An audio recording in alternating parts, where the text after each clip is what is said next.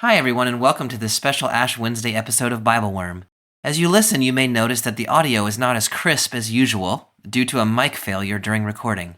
Our apologies. We'll be back to our usual sound next week. BibleWorm, BibleWorm, reading the Bible with BibleWorm.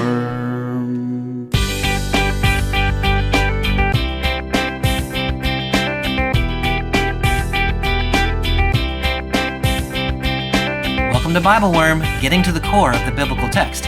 I'm Dr. Robert Williamson, Professor of Religious Studies at Hendrix College and Theologian in Residence of Canvas Community in Little Rock.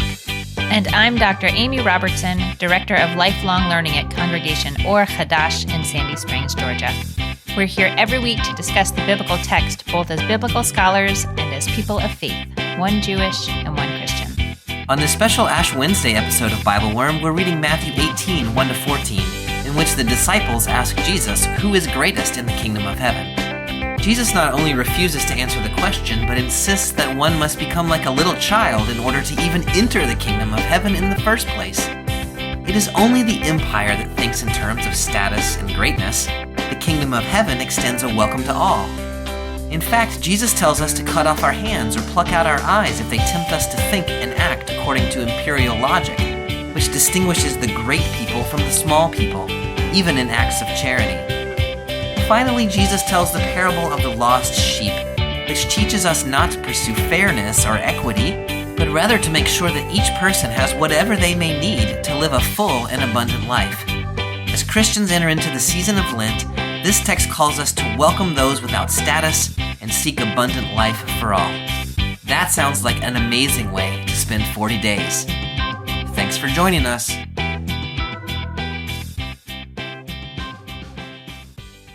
Hey, Amy, how are things in your world? Hello. Things are okay in my world, although I just looked out the window and it really looks like hanging from the top of a tree is a sickle. A sickle, like the Grim Reaper? A bad sign. Yeah. Oh my like goodness. The Grim Reaper. But there's no Grim Reaper there. Just maybe the Grim Reaper hung up his sickle. Yeah. That would be a good sign. That would be a great sign. Should you go check on that, or we think it's okay? No, it's very high in the air. Oh. So I would not be able to check it very well. I am a short person. Even if I were on the taller end of the human height span, it would be too high. Yeah. Well, okay. That was a very strange answer to your question. That was perhaps the strangest answer that I've ever received to the question, how are things in your world? Very unexpected. The Reaper might have dropped off his sickle. I know. It's right outside. I've also had kind of a strange day in that my 5-year-old really wanted to play, while we were getting ready for school today, she wanted to play the game Melanistic Jaguar. What? Melanistic? Melanistic Jaguar. Yeah. I don't know that word. It's the technical term for a black panther. Melanistic Jaguar.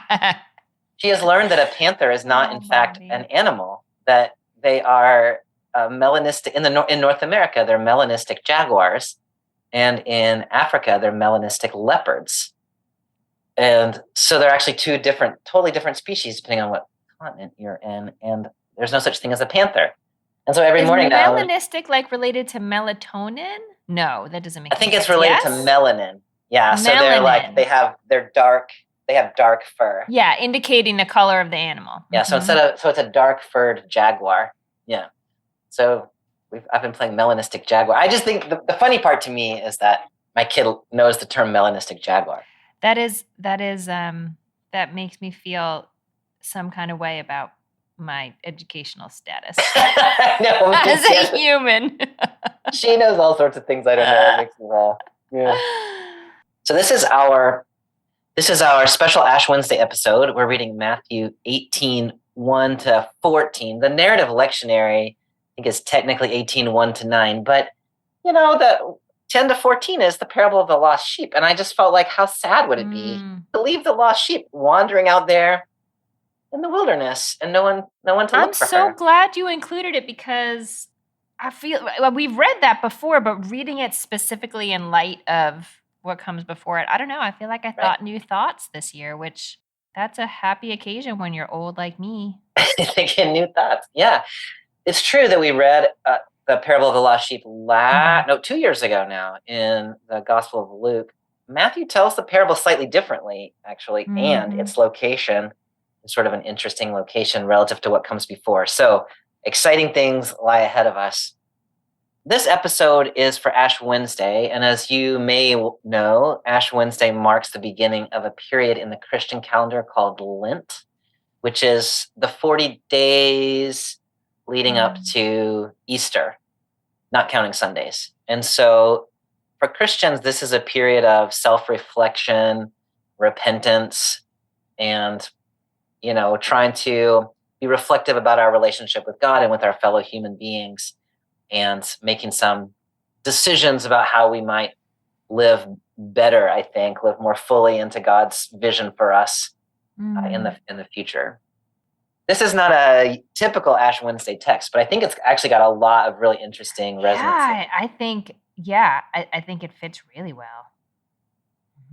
Is there anything in particular about Ash Wednesday that you notice as an outside observer that's worth talking about? Not about this text in particular, but just about the practice of? That's a good question. As you're talking about Lent as sort of a period of like reflection on your deeds in the world and your relationship with God, and sort of leading into the birth of something new, it made me think about the month that leads into the Jewish New Year, which is different in all kinds of ways. Right. But does have that, that sort of similar, I guess, tone about it. But the starting of, Ash Wednesday is named for the practice of, is it named for the practice of putting ashes on your head? Or right, just a reminder that, Normally what happens on Ash Wednesday is a priest or a minister will impose ashes with oil on your forehead and say something like, remember you are dust, and to dust you shall return. So it's a reflection on mortality, but also about repentance and righting oneself with God. It's just very interesting because I don't think of that period of time necessarily as tied, and on the Jewish calendar, as being tied to thoughts about mortality, except that the New Year is followed by Yom Kippur, where we definitely think about mortality. So I don't know. I had not really thought of these two periods of time as having a whole lot in common, but this conversation is making me wonder. Yeah. It's making me wonder. Yeah, it's always every year on Ash Wednesday, it's like, at what point in the day will Amy realize it's Ash Wednesday and people aren't just a little schmutzy today? Yeah. Yeah. It always throws me off too. And typically my Ash Wednesday services that I attend are in the evening. And so I go to an Ash Wednesday service, I have ashes imposed, and then I just go straight home. Yeah. And so I don't wear them publicly normally. And so it's an interesting conversation in the Christian world about how public one should be with one's ashes. But that is probably not for us to decide on a worm-themed podcast. A worm-themed. Maybe for greater minds than ours can debate that question. But what we can do is talk about Matthew chapter 18, verses 1 to 14, which falls on Ash Wednesday for us this year. We were just in chapter 17, ending in verse 8 at the end of the Mountain of Transfiguration. Yeah, the Transfiguration. Mm-hmm. So I don't know if we need to bridge that gap or if we want to make any connections there. We were just there a couple days ago. The only thing that I maybe would note is that in the Transfiguration scene and sort of the conversations that follow in the rest of the chapter, the disciples really want to know. They want to be good followers. They understand some things, and then it's kind of, I think, sometimes shocking to Jesus the ways in which they don't understand other things, or they're unable to do other things. And so in some ways that I think that trickles into the conversation that we'll see in chapter 18 also. But yeah, there are a couple different issues that come up in 17 that Jesus is like, seriously, guys? Yeah. Yeah. But not for lack of trying. They just, they're not quite there yet.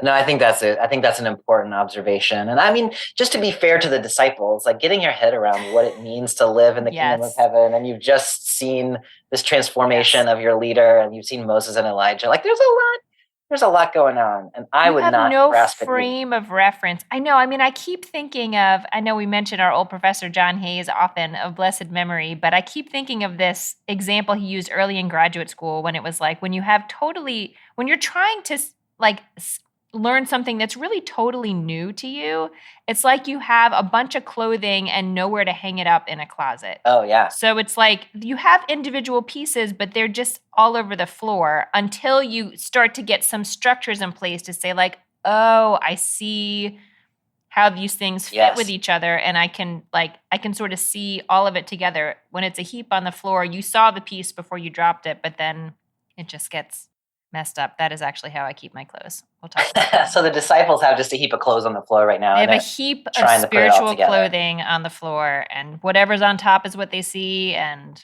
yeah. And it seems to be in Matthew's gospel anyway that the resurrection is the key point that you need to figure out how to arrange the closet. So until you can actually experience resurrected Jesus. And so it's totally a reasonable thing for these folks. One thing that does happen in that little section that I think is important is that Jesus, again, for the second time, talks about how being Messiah means that he's going to be crucified and suffer and then raised from the dead. And so Jesus is constantly talking about, I'm going to suffer and die at the hands of the authorities and then be resurrected. And that the disciples in particular can't seem to get their head around that. They don't even say anything about it when he says it in this chapter. It's just sort of like, we're just going to pretend that didn't happen. They're distressed, but there's it's like, it's awkward. It's just awkward. Super awkward. All right, so then we'll pick up then just a few verses after Jesus predicts his own suffering and death in chapter 18, verse 1. I'm reading in the Common English Bible. At that time, the disciples came to Jesus and asked, "Who is the greatest in the kingdom of heaven?" Then he called a little child over to sit among the disciples and said, "I assure you that if you don't turn your lives around and become like this little child, you will definitely not enter the kingdom of heaven. Those who humble themselves like this little child will be the greatest in the kingdom of heaven. Whoever welcomes one such child in my name welcomes me." So you've talked a little bit along the way about how the disciples in Matthew's gospel, they seem free to ask Jesus questions. Like they have approached Jesus from time to time and just asked him what's going on. Here we get the question, who is the greatest in the kingdom of heaven? I'm just so curious what you think is behind that question. Bobby, they say there are no dumb questions. But this is like, it just is such a wrong-headed question. Yeah. What do I think is behind the question? I think they have not built the shelves in their closet yet. Like, I think they hear each individual teaching, but they are still trying to fit it into the framework that they had operational in their mind before. And they don't see any other way that the world can cohere without some kind of ranking. So let's say, fine. So we're not talking about the ranking of wealth on earth, but we're going to talk about the ranking in the kingdom of heaven. Like they can't let go of that sort of. They can't even see maybe that they have that structure and that there's another option besides that structure. So, yeah, I mean, I think it's another example of them like they're trying to be on Jesus's team here, but there's a lot that they don't understand about what Jesus is saying. I think that's exactly right. And Jesus, in a passage we read a couple of weeks ago, has said, "Take up your cross and follow me." That's what being in the kingdom of heaven means. Suffering and dying, that's what being Messiah means. The meek will inherit the earth. That's what being a follower of God means. And here we get them saying, who is the greatest? The one with the biggest cross. Yeah. Exactly right.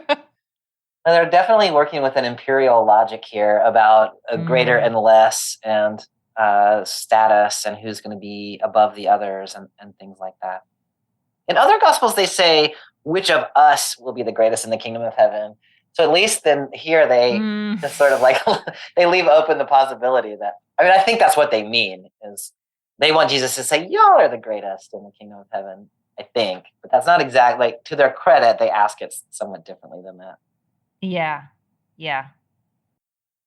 So Jesus' response to their question is to call over a little child and invite him to sit, or her to sit among them, and to say, if you don't turn your lives around and become like this little child, you will not enter the kingdom of heaven.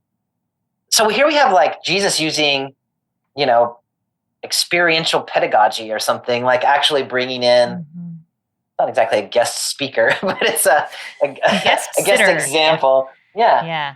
And this is not, I imagine, at all what the disciples were expecting, and probably not what a reader is expecting unless they've read this story before. But what do you take Jesus to be doing by bringing this little child over and saying, you got to be like this? I feel that I should confess that the first time I read this, I understood Jesus to be saying, this child or people like this child are the greatest in the kingdom of heaven. But that's not what he's saying. It's almost like he's responding to their question, but he's not quite answering it. And so I guess what I understand him to be saying is that your question comes from having been raised in the waters in which you were raised. Like we've talked a lot about the fact that it's all of us have been raised in the ways of the proverbial empire, and so what Jesus is saying is this child has not taken on that worldview yet. Oh, yeah. Simply by virtue of the fact that they haven't had time. Okay, I think you don't think that, which I'm excited about. No, I really like that reading a lot. And, when you say it, I'm like, oh, yeah, maybe I do think that. But that's not the way I was going to put it together. So I really love that. How are you going to put it together? But I want to together? linger with your thought for just a minute, though. So what you're suggesting is that over time, we become shaped in the ways of the empire. But there is a period of time in which we have not yet been shaped. And we need to return back to that time. We need to return to that. I really love that. Yeah, we need to live in our sort of pre-imperial way of viewing the world, where we don't worry about hierarchies and we don't worry about greatness and we don't worry about. That's really nice.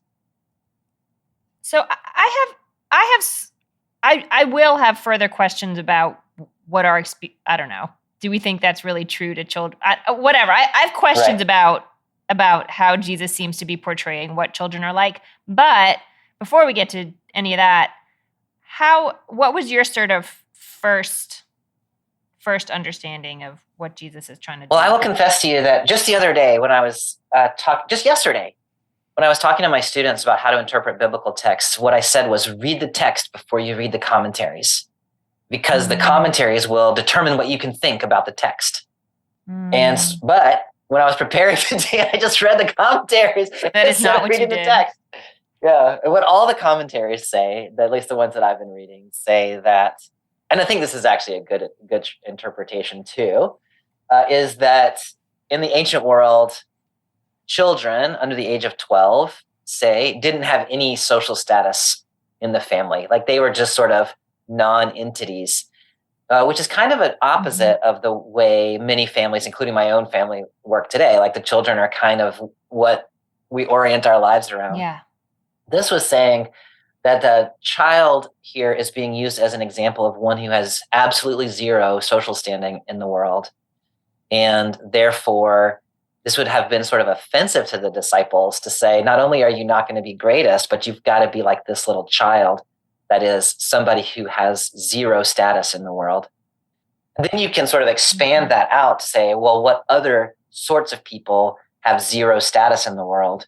But the example is you've got to give up all pretensions to status, to dignity, to like being seen as a somebody in society, and return to a stage in which you have no interest in that, which kind of ends up in a similar place to where you started, but from the other angle, the way you are viewed instead of the way you view.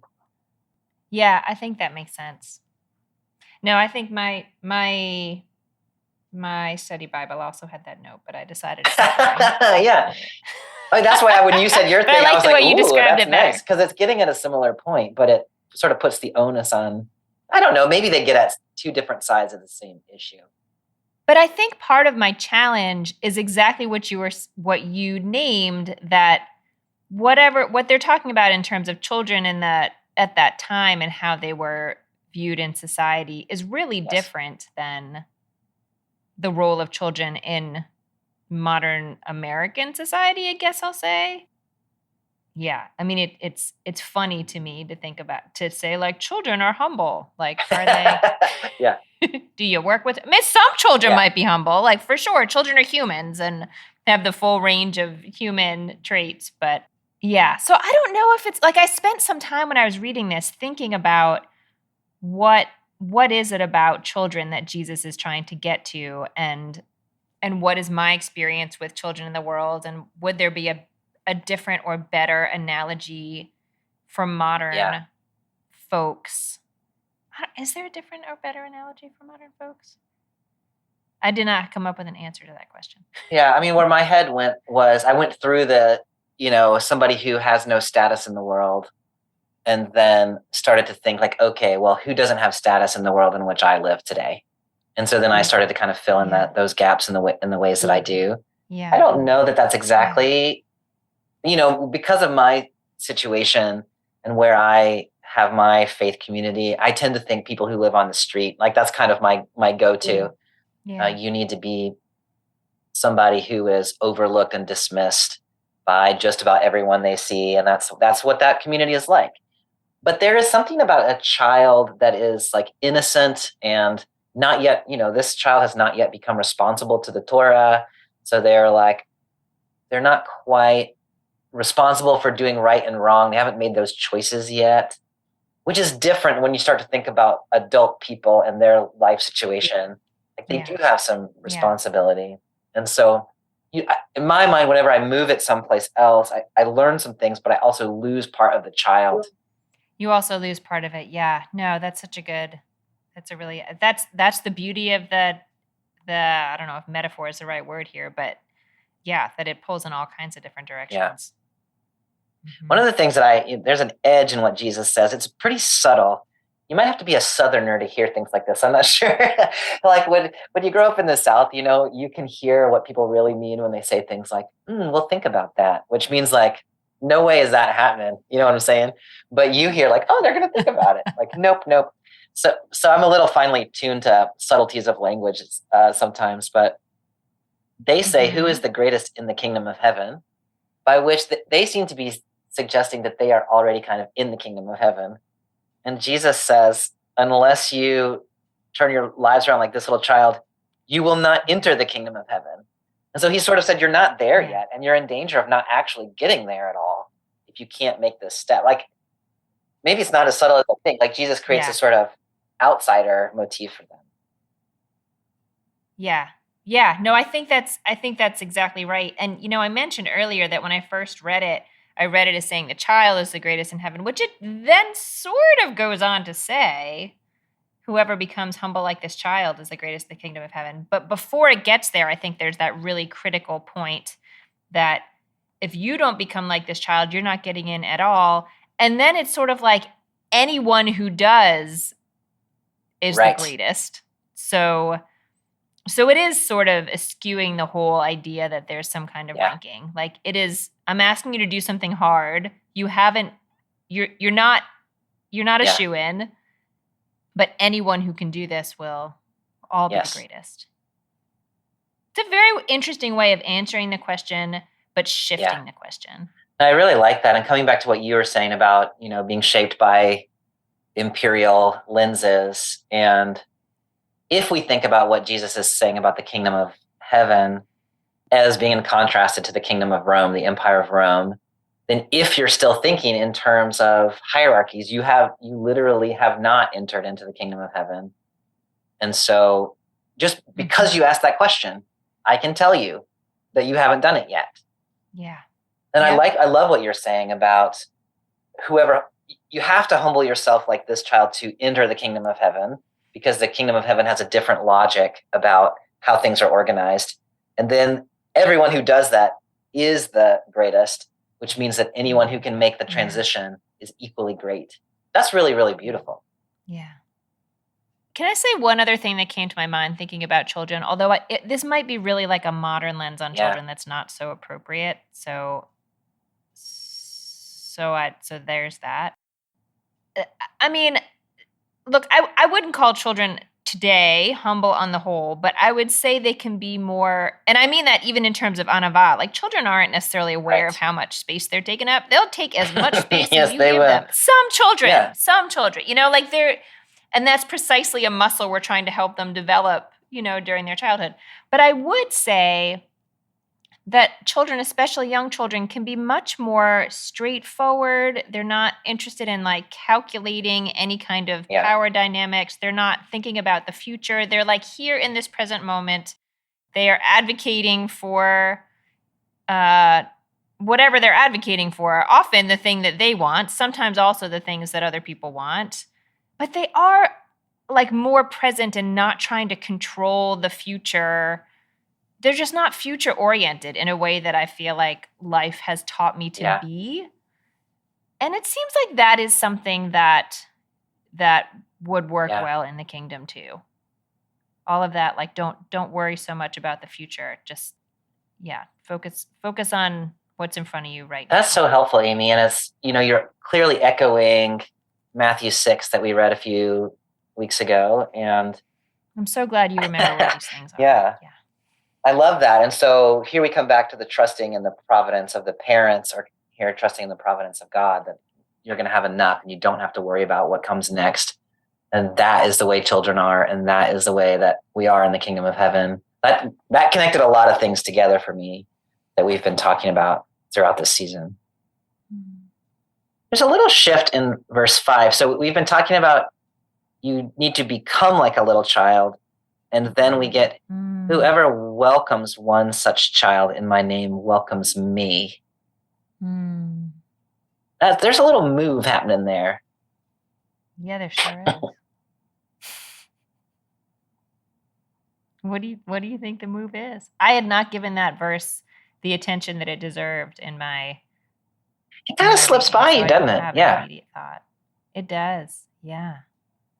There's a passage that's coming up in Matthew, which we're going to read in a few weeks, in Matthew 25, where Jesus says something kind of similar, where it's at the judgment day and Jesus is welcoming in people into the kingdom and he's sending other people off to the fire. And what he says to them is, just as you did unto the least of these, so you did unto me. So this idea of the way we treat people who are not people of status is the way we treat Jesus, is a recurrent theme in the Gospel of Matthew. So here we've moved just a little bit from you need to be someone who doesn't crave status to you need to be someone who welcomes people who have no status, because that's the way you get closer to me. I don't quite know what the connection is. Maybe if you crave status, you would not be welcoming people who have no status, because like, what can they do for you? Yeah. It's. I'm actually glad to know that some of this is going to come up, in a few chapters. We are. Yeah, I was just looking. It's I don't know, like a month from now. Okay, good. So I'll have some time between now and then. But I'm just trying to wrap my head around like almost that, like what does it mean, whoever?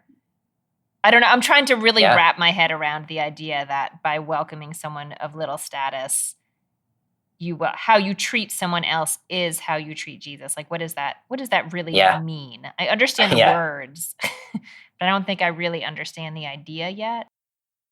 It's interesting to me the way that that Jesus is talking about greatness and the kingdom in a way that it's like shape-shifting sort of. It's like people are asking like, what is my place in the kingdom, in my rank, in my lineup? And it's sort of like, well, first of all, to even get into the kingdom, you have to do this thing that you have not done. Second of all, everyone who gets into the kingdom has the same status. So like that takes off yet another sort of part of your thing.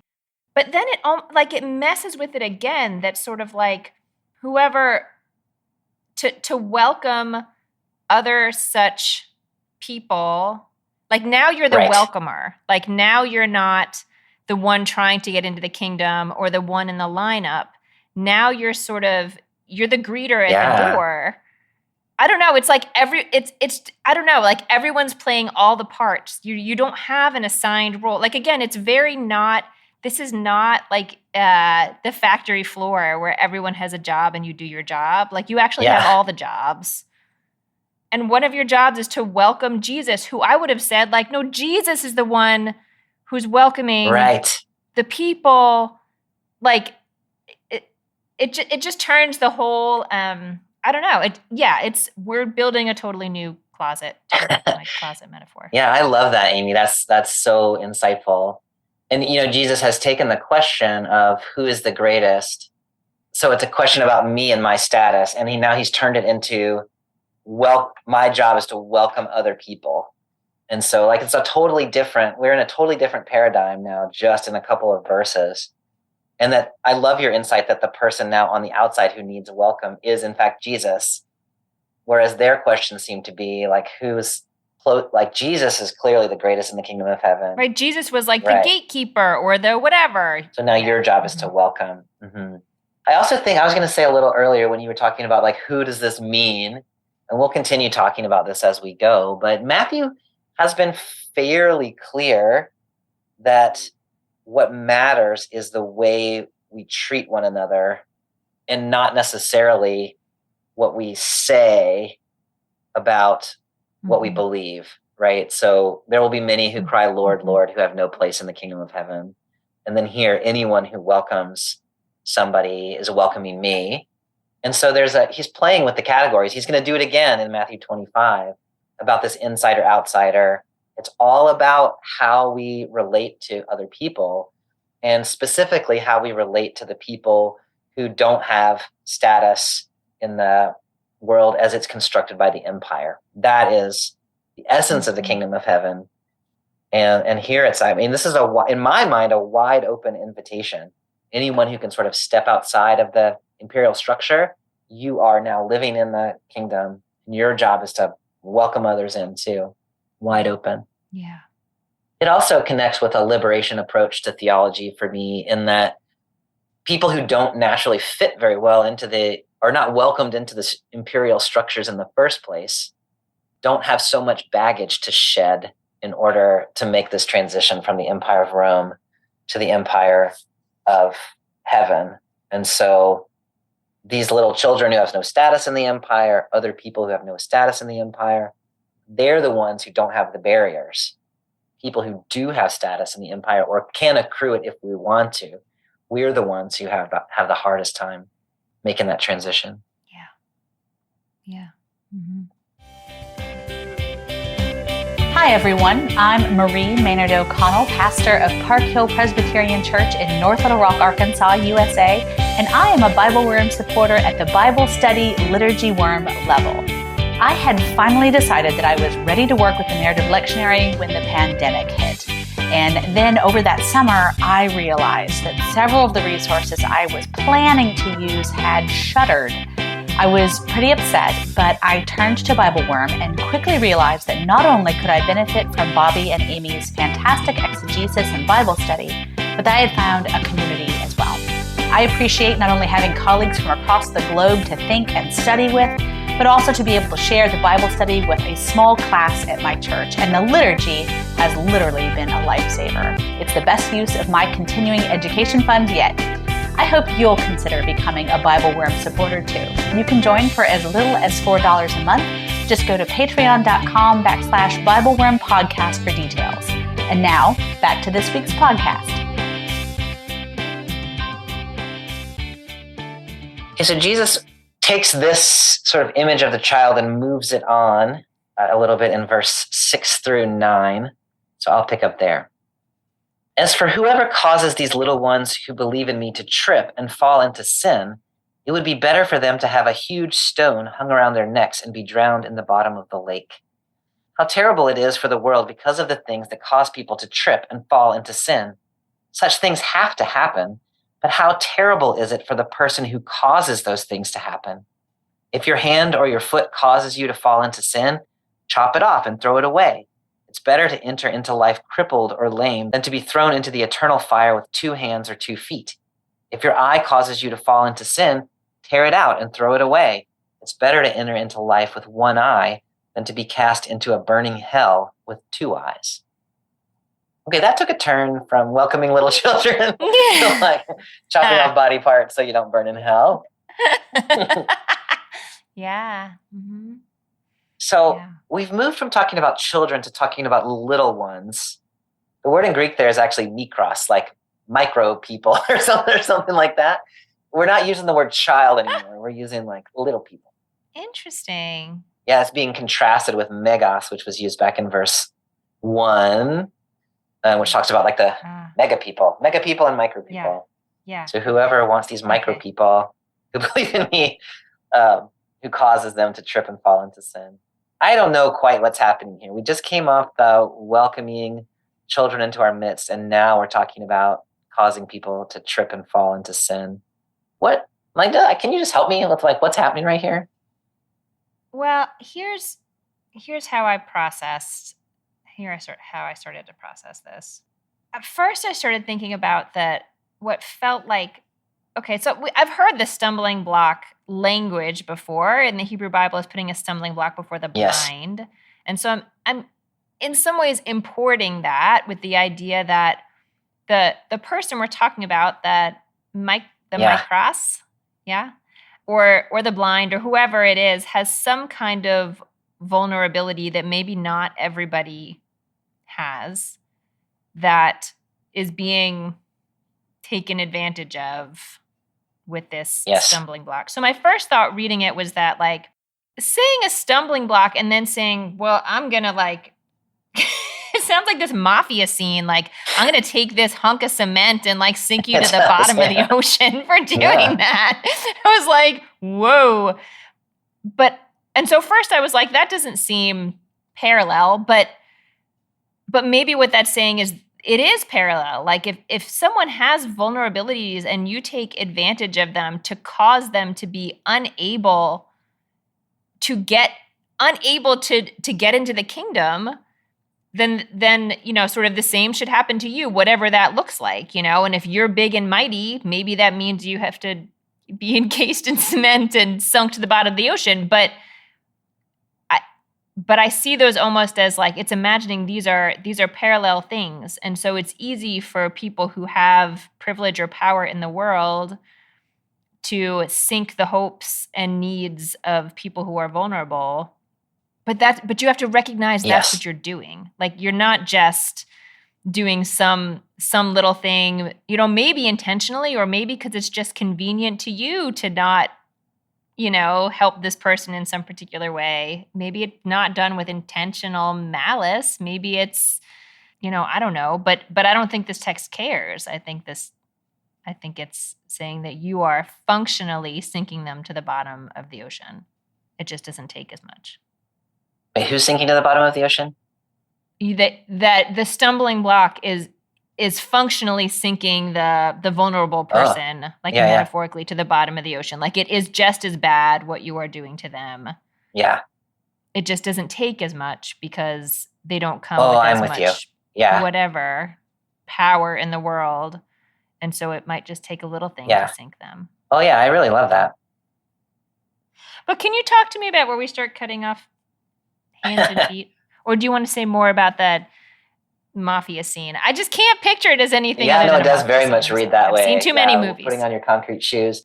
The word that's used there is what my reading was a huge stone. This is actually a millstone, but it's a millstone of the kind that would have been pushed by an ox or a donkey. So it's like this is serious stone here. You can't fight this thing. I mean, nobody would be strong enough to. So it doesn't matter how mega you are, this thing's gonna take you down. Yeah. I think that's a really nice reading of this text. The Greek word there for causes to fall into sin is skandalizo, which is related to the word scandal. Oh, so wow. Okay, that's a whole other level. Creates scandals or scandalizes them, causes them to fall away. And we were talking earlier about this idea that the little ones or the children are ones who are sort of pre-consciousness of the imperial way. And so one way of interpreting this text is the stumbling block that you might put in front of them is imperial thinking, right? And you might lead them to think in terms of hierarchies, or you might lead them to ask who is the greatest, or you might threaten their humility and lead them away from the kingdom of heaven, even if what you or reward the behaviors that are rewarded in the empire, but that Jesus is saying we need to stop. And then now immediately, like, whereas this for a while sounded to me like, that's not something that I do. Now I'm thinking, I'm thinking about things like modes of charity that try to help people, but they do it in the logic of the empire. You know what I mean? And I come really close to that fairly often. And so suddenly, like, I'm paying attention now to this thing about how is it that I do treat little people and people who don't have status in the world, and how can I be somebody who welcomes people like that instead of somebody who applies imperial logic to them, which reinforces my greatness and their smallness.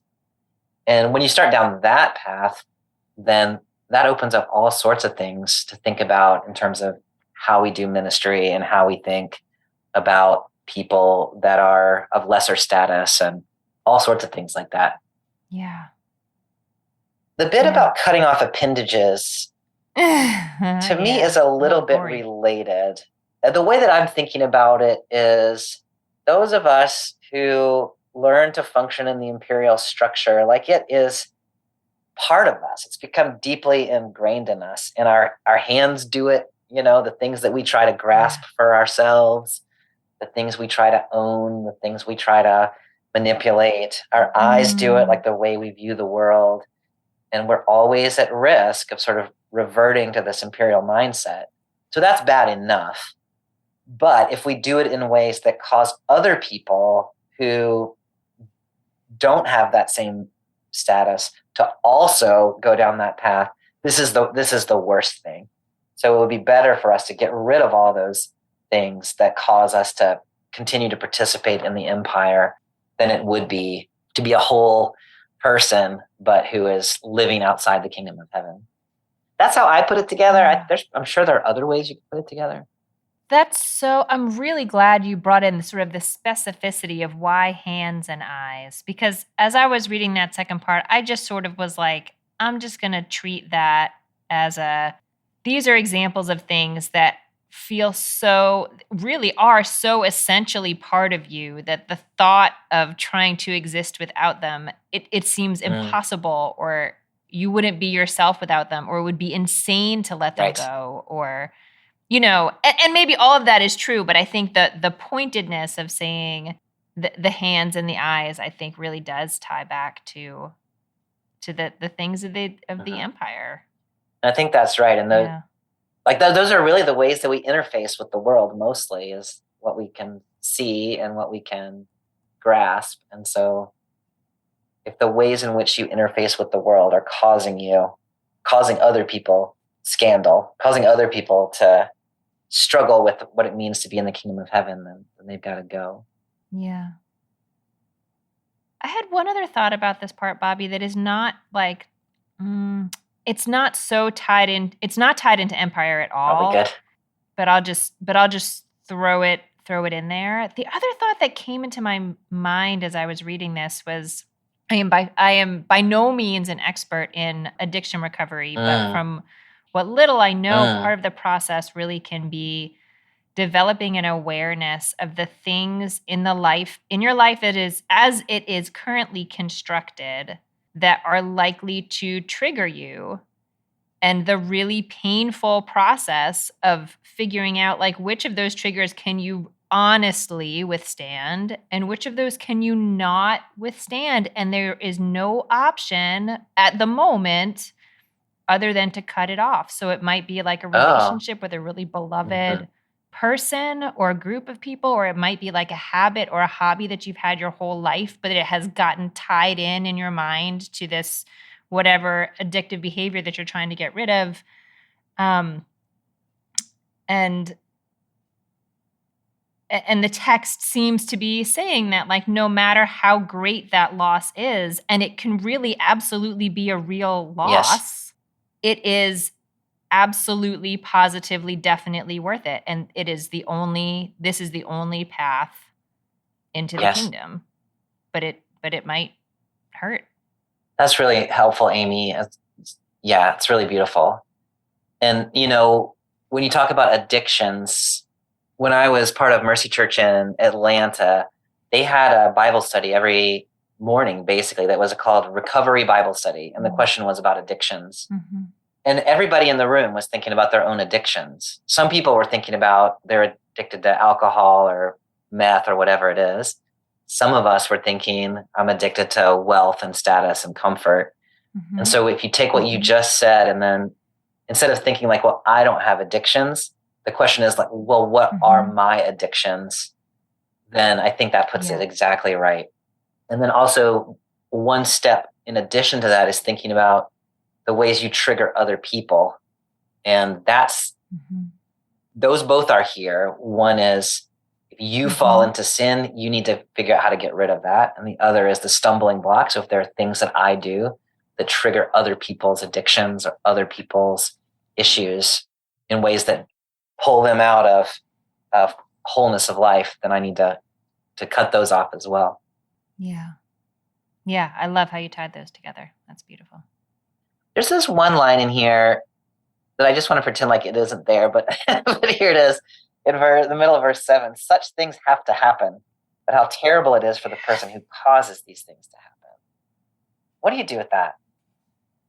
I don't know if this is a fair reading or not, but I think the way that I am thinking about it right now is like there's bad things happen. Like bad things in the world happen. Probably if we want to think of this in terms of things that trigger us into lives that we're trying to move on from, you can't realistically, you probably can't avoid those things totally.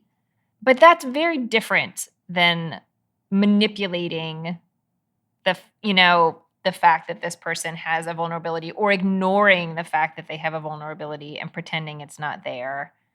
I don't know. I guess the most positive read I have of it is that it's an acknowledgement that the world is full of all kinds of stumbling blocks. And that just is. How do you read it? I think I read it similarly. I think that's right.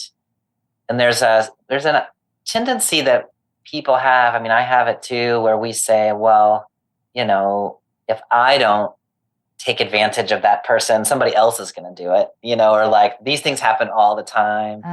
Or you see it in politics a lot, like, well, if, this terrible thing that my candidate is going to do, I'm going to, if he or she doesn't do it, then somebody else is going to do it. So what does it matter?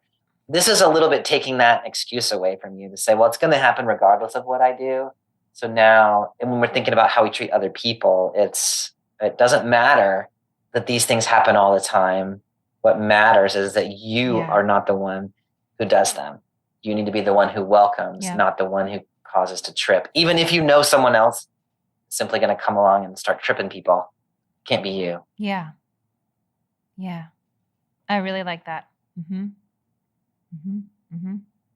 Oh, and I think that leads in interesting ways into the next section that we haven't gotten to yet. Well, but I like the let's read it and see how it goes then. Yeah.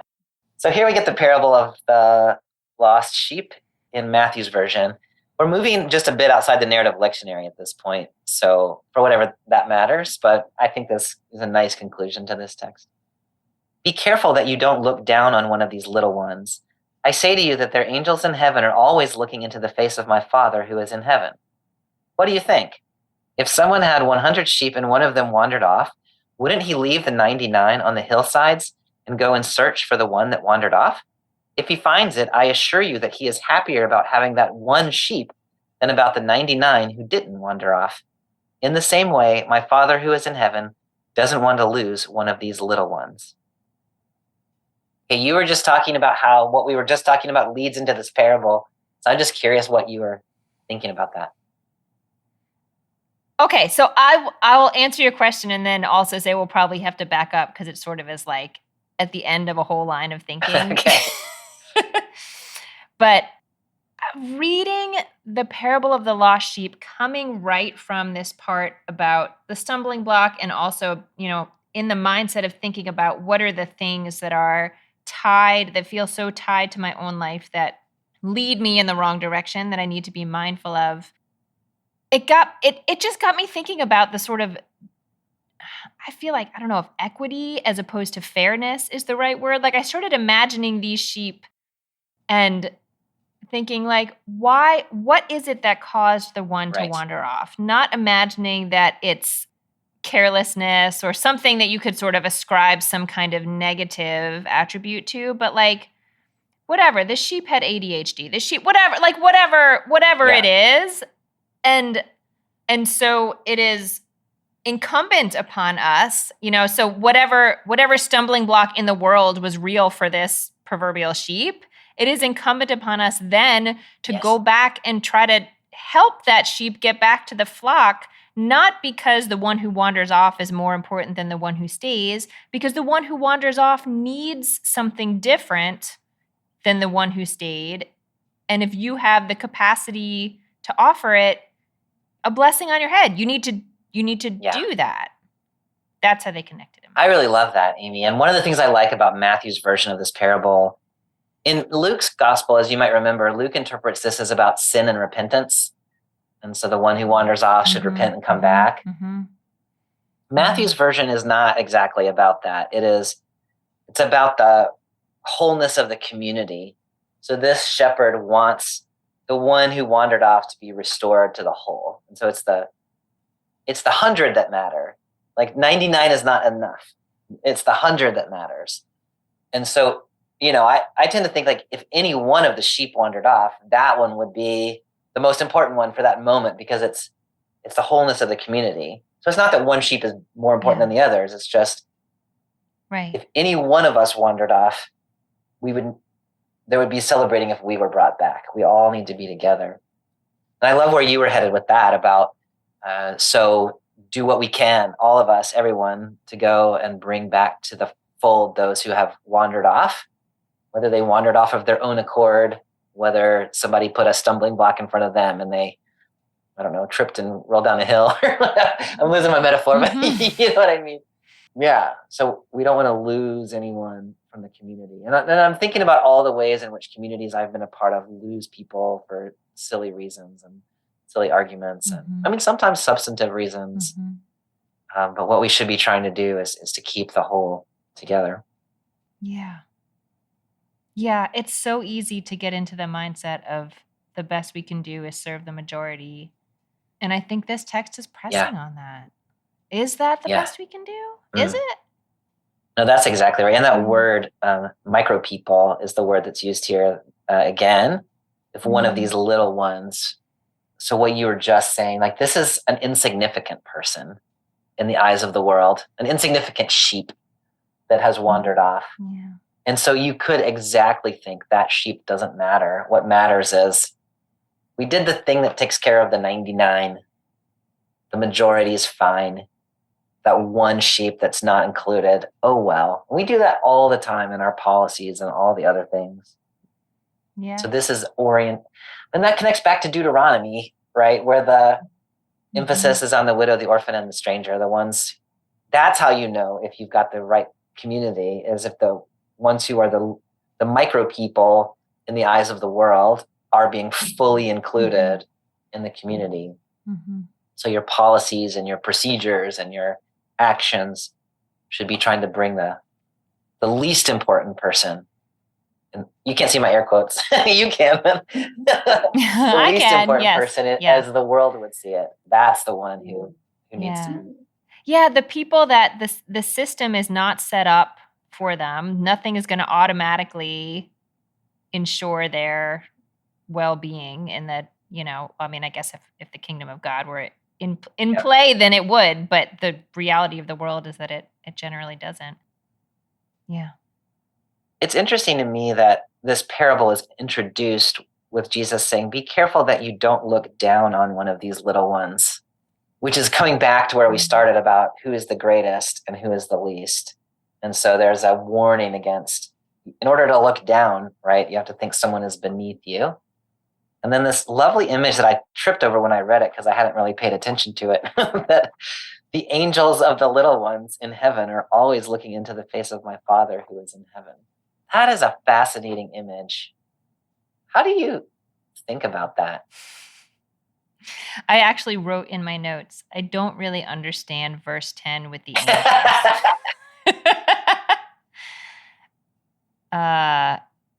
So can you say first what you think? I'm just curious what, do you have a mental image in your head of what's happening there, even if it doesn't make any sense?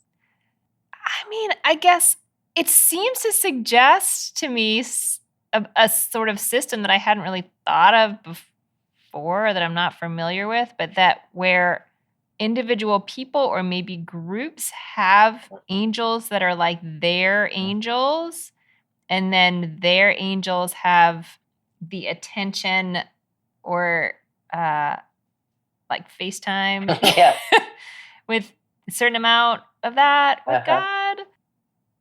And so if one imagines that system, then the angels that sort of are like the heavenly reflection of these people on earth are positioned so that they got front row seats. Like they are continually able to see the face of God. Mm-hmm. So I've created like an upside down big superstar concert scenario with me. I think that's exactly what's happening. I think that's exactly what's happening. Yeah. I think we should start making like Lego scenes of some of these. Yeah, we used to have the idea of doing BibleWorm puppet shows where we just act out the things with puppets. I like there is a Lego, what's that called? The Lego Bible or the brick There is a Lego Testament. Bible, yes. It's very yes. I don't know if this passage is in there or not, but it would be worth taking a look. No, I think you're exactly right, Amy. Like, I don't know if Matthew had FaceTime in mind when he was writing this, but I think that general image of these micro ones have guardian angels. We do get reference elsewhere in the New Testament to guardian angels. One of my commentaries referred me to Acts chapter 12, verse 15, where they refer to someone's guardian angel. And those angels are looking square in the face of God. And so how dare you think you can look down on somebody that God is willing to look dead in the eye? Like, to me, that's a really powerful image of if God is willing to make eye contact with this person, or at least with their angel, then what on earth do you think you're superior to them for? It's a nice reminder both of the personal connection that God has even to the least important, just my air quotes again, even to the least important in the eyes of the empire, and also the warning about how dare we not make eye contact with people because we think they're beneath us. Yeah.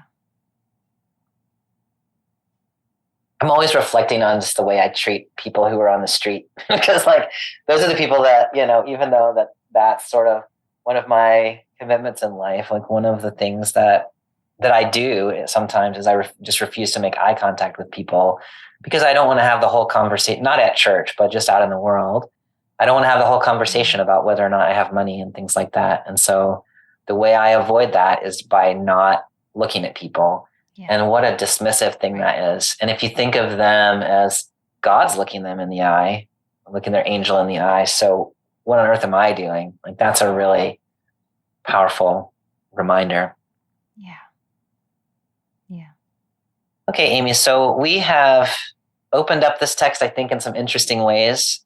My community is reading this on Ash Wednesday, but there is also a world out there that is not experiencing Ash Wednesday. And so I'm just curious, when you read this text and you're thinking about contemporary life in the context of Ash Wednesday or not, what comes to mind as most important for you? I think I'm really sort of drawn or stuck or still sitting with the idea of this lost sheep story, sort of as a way again, because the biblical text does this so many times, to sort of lift up the idea that fairness, meaning equal treatment of every single creature, isn't really the goal or isn't the only goal. We might use the word equity now, but as I read this story, like in the context in which it's in, I want to know why that sheep went astray. Yeah. Like, what was it? It seems funny talking about with a sheep, but what challenge did that sheep have that none of the other sheep had?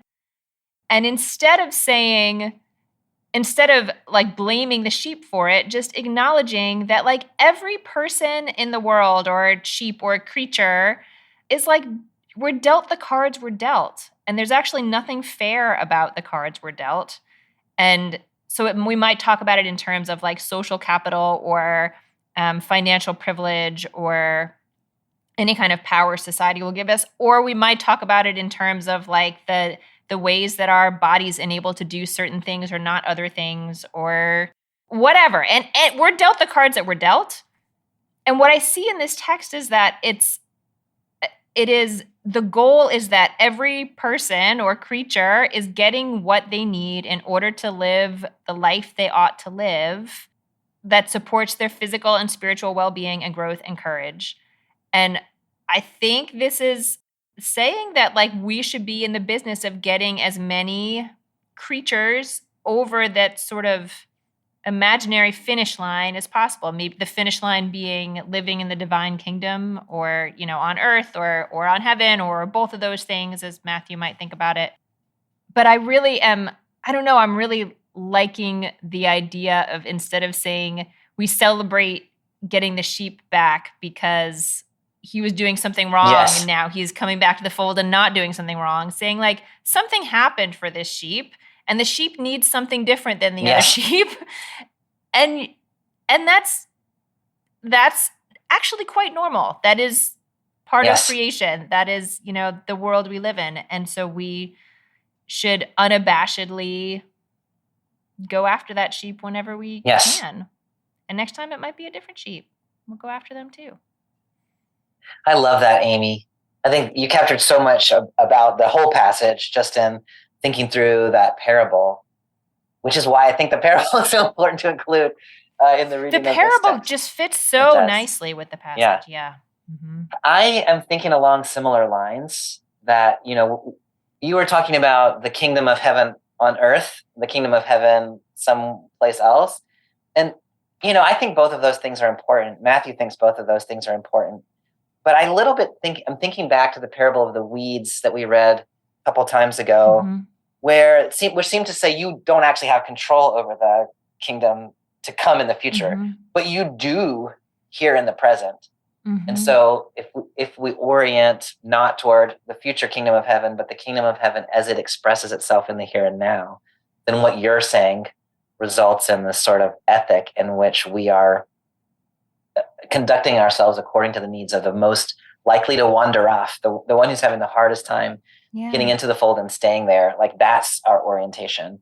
And if we do anything that threatens that person's inclusion in the community or their well-being, then we need to not take it out on them, but in this text, actually take it out on ourselves, pluck out our eyes, cut off our hands. Yeah, we need to check ourselves. Mm-hmm.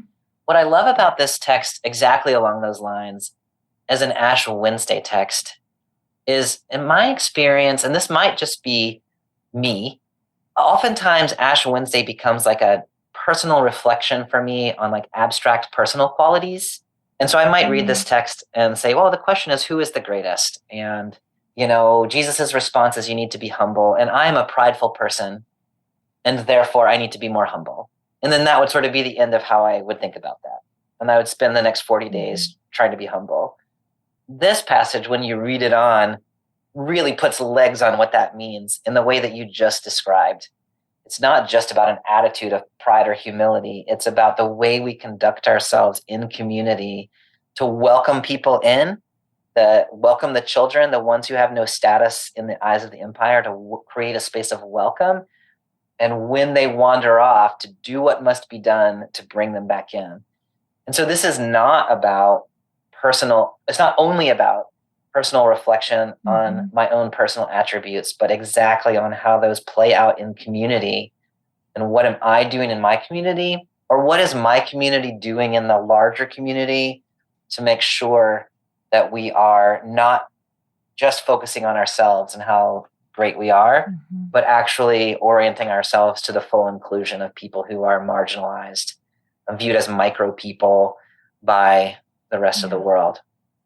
If we could do that for 40 days, like I would love for us to do that all the time, right? But if we could focus on that for 40 days and say our Lent is going to be about being fully inclusive of the sheep who wandered off, that would be an amazing way to spend 40 days. And like what a gift it could be to be able to give up the mantle of being the arbiter of fairness or the, I need to decide who deserves what. No, you don't. Like that's actually really good news. You don't need to decide that. Which is interesting. Yeah, because one of the things that you've said a couple of times, I wish I knew why that sheep wandered off. The parable withholds that information, which I think is important because our instinct is to be like, why did that sheep wander off? And then to make like the dangerous way that goes is to then make a judgment about why the sheep. Yeah. But if we don't know, and this message of the parable is still, you got to go get that sheep, then it means we don't know that about that sheep. We don't need to know it about any other sheep. And so the reason for the wandering, I mean, the systemic reason maybe we do need, like, what did we do to make that sheep wander? Maybe we do need to think about that. Right. We need to know that. We need to know what the sheep, needs. What makes the sheep stumble. Yeah. But we don't need to make value judgments about the fact that the sheep wandered off. It doesn't matter what the sheep. Right. We don't have to know. We don't have to figure out what we think about that. We don't have to. Yeah. I mean, it does it gives us a lot of responsibility and also frees us from a lot of stuff.